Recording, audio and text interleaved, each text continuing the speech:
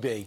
Meanwhile, Jerry Nadler is at it again, even though he's supposed to be on a 6-week break. He thinks he's entitled to documents about Brent Kavanaugh that wasn't given to the Senate in leading to his confirmation. Does he have a case?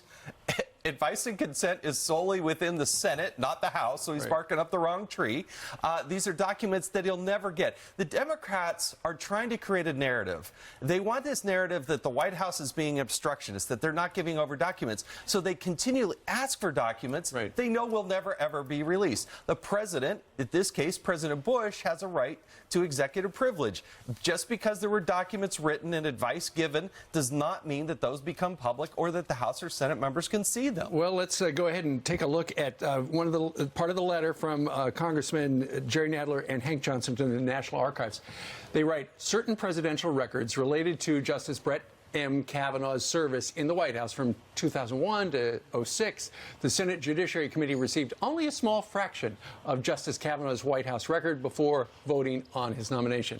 So that's part of the request. But isn't this, Jason, a sign that, you know, the Mueller stuff is kind of running out of gas, but the Kavanaugh stuff was very potent, so let's revive that? Yeah, but remember, the Senate isn't even asking for these records. They got the overwhelming majority. Anything that he had personally written was in there. There are some things that were notes to the president, but again, executive privilege is out there.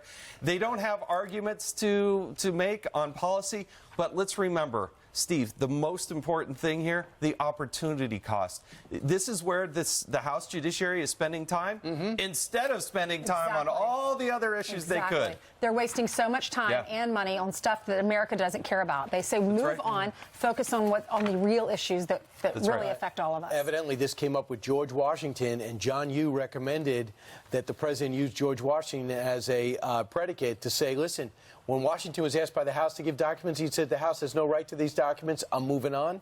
I think Trump should channel Washington.